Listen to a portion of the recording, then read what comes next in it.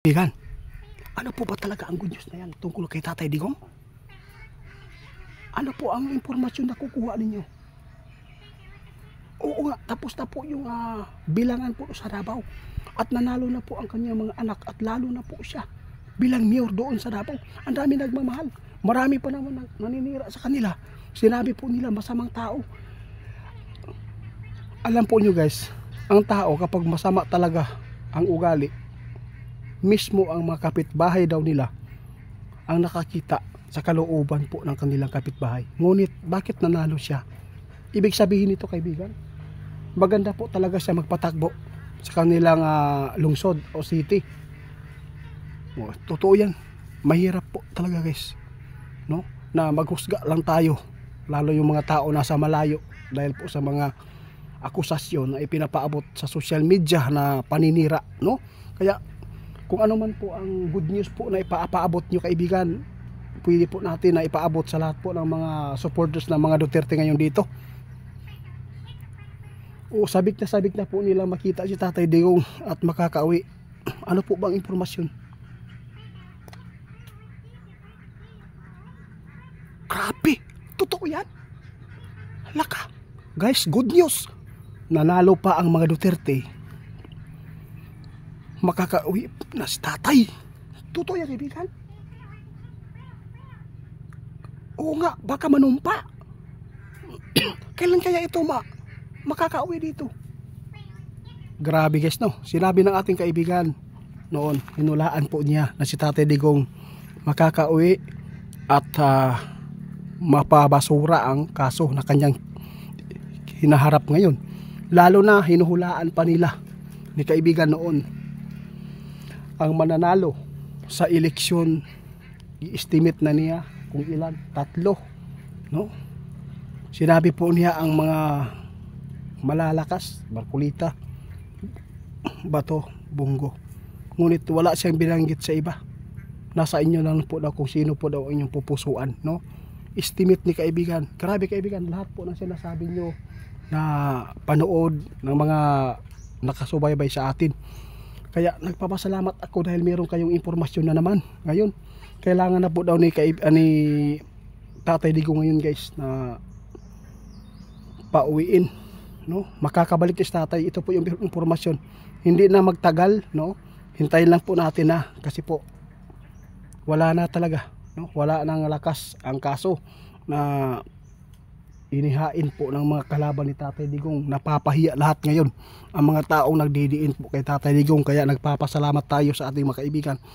Kaibigan, kumusta po ang paligid natin? Wala pa ba ang kalaban? Wala bang nakagawan? Kamasid? Sige. Babantayan lang po niya. Huwag lang magpapaabot siya. Kaibigan, meron lang po akong itatanong sa inyo. Kasi tapos naman po ang halalan. Ano po ba ang maibubunga nito sa panahon ngayon?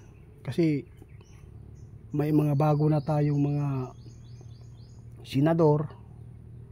Tapos meron pang pag-asa pa ang ating bayan, yung bansa namin na aangat pa ito at makaranas pa ba kami ng kaginhawaan.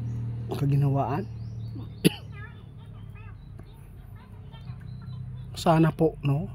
Kasi lahat na po ng mga nasa social media ngayon na ipaabot puro na lang patay, no?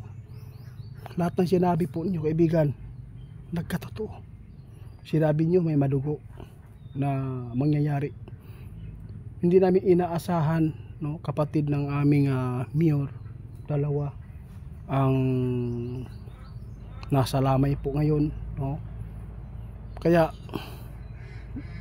lahat po ng mga maka-experience sa politiko, meron lang pong babala si kaibigan sa inyo.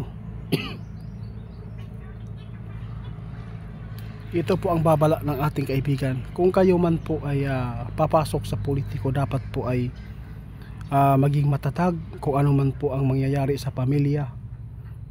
Ang mas mabuti dito, sinabi ng ating kaibigan noon, kung mayroon ka ng kakayahan na sapat na pira para sa inyong sarili, mga anak mo, huwag ka na lang tumakbo para maiwasan mo ang mga maruming mga balak ng mga tao sa politiko, lalo na ang kapangyarihan ay pinag-aagawan. Dahil po yung politiko guys, hindi po masasabi natin secure ka, hindi natin masasabi sa Diyos yan, hindi masama.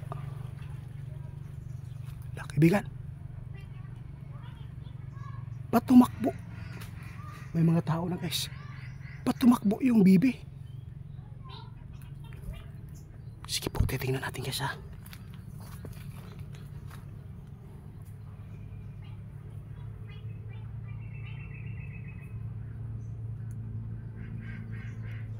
May kalaban talaga dito guys. Nagtaka po yung mga bibi oh.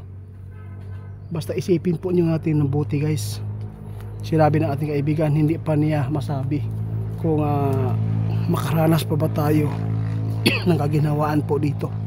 Kahit tapos na ang eleksyon, sinabi ng ating kaibigan ngayon na advice, no? Kung ano man po ang dagdag po yung advice kaibigan, pwede lang po ipapaabot na lang po natin. Kaibigan, sa lahat po ng nanalo, wag daw kayong magkampante ngayon. Kahit po kayo ay nanalo na, hindi po kayo pwede magkampante kung saan po kayo pumupunta para magpasalamat. Dapat safety ka, dapat ay maging alerto. Wag po kayo basta-basta na maniniwala po sa paligid mo, lalo na yung mga tao. Kahit kasama mo pa yan, hindi po niyo alam kung ano po ang binabalak. Dahil po ang demonyo guys, walang pinipili kung sino man po ang mabibiktim. Kaibigan, ninyo? Kinakabahan po ako dito na. Parang meron talaga. Focus muna tayo dito kaibigan. Mamaya na tayo magpapapabot ha. Oo. Nagtaka ako baka nandun na po yung kalaban kasi tumakbo yung mga bibi.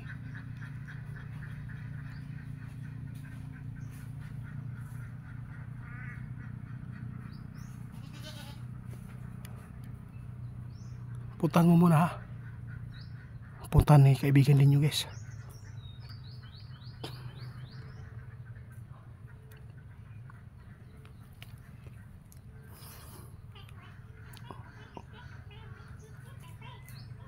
Malapit na sila. Putig tiil na. Hindi pa natin nakuha yung ano, alas 11.